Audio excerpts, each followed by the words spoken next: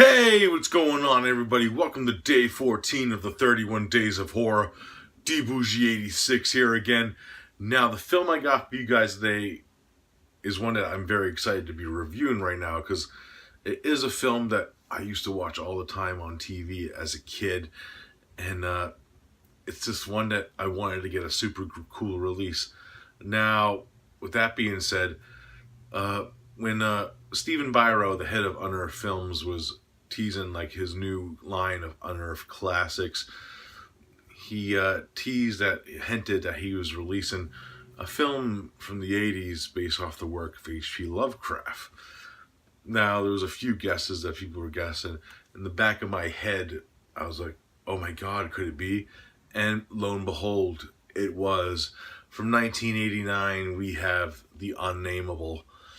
Yes, very ecstatic that this got a release from Unearthed Films, and one of my favorite companies of all time is now putting out retro movies now. It's fucking amazing. Well, they always did that too. When they first started, they put out like Frankenhooker and Rock and Roll, but it's so cool that they have this new line where they're gonna be putting out some retro titles, and this is a great one. Look at that fucking cover art for the slipcover.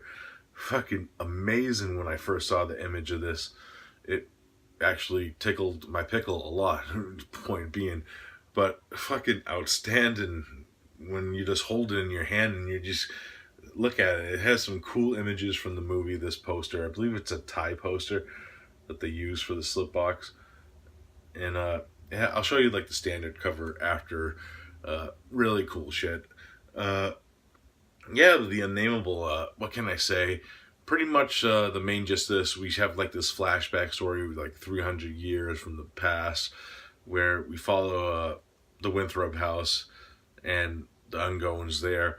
And it's told by a young student named Randolph Carter, who, if you don't know H.P. Lovecraft stories, is a familiar character in H.P. Lovecraft. Now, he's telling this to his friends, and their friends are like, oh, come on, Randall, this story is bullshit, you know? And one of his friends end up going to the house, and they never end up coming back.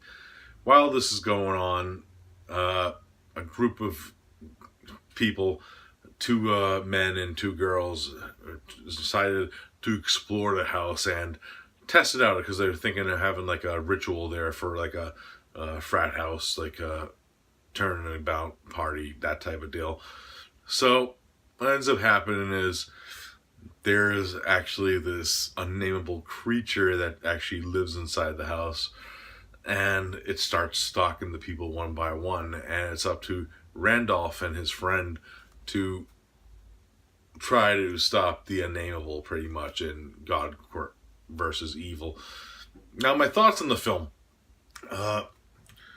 Really interesting title sequence for this because I actually didn't remember it, but it felt like because since this came out in '89, it was like a precursor to like late early '90s direct-to-video like title sequences. The way that it was filmed with the title sequences, I've seen a lot of like these type of title sequences in like direct-to-video like '90s films, pretty much like the way that the titles were on the screen at the opening of the movie.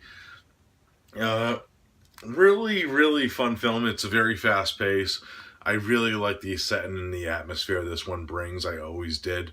The creature, even though you don't really get to see hints of it throughout the film until the very end, it's fucking awesome looking. If you see, that's what you're gonna get. It's fucking awesome. Some good kills, fun characters throughout. Randolph Carter as a character is very H.P. Lovecraft inspired, just the way that he reacts.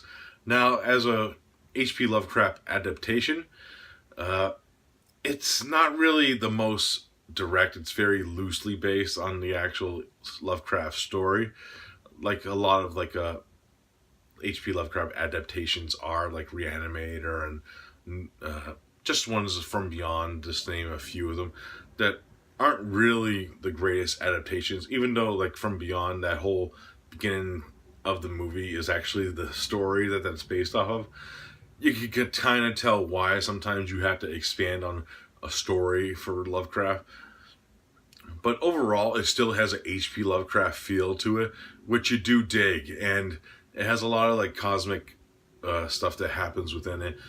And overall, highly enjoyable. I highly enjoyed the atmosphere, and it's just a fast-paced movie. It's not really one that's going to be like like a mind-bending movie, you know what I mean? It's just a great shut your brain off, enjoy people getting picked off by a giant creature here by there.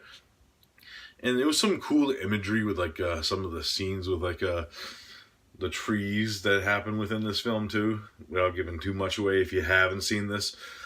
And yeah, just very great release from Unearthed. I was even humming the theme song to this movie because it plays during the actual like menu screen. Up there, I was fucking nostalgia all the way with this one. For me, guys, I love the Unnamable. If I had to rate the film on a personal level, it's getting a solid 7.5 out of 10 for me. I highly enjoyed this film for what it is.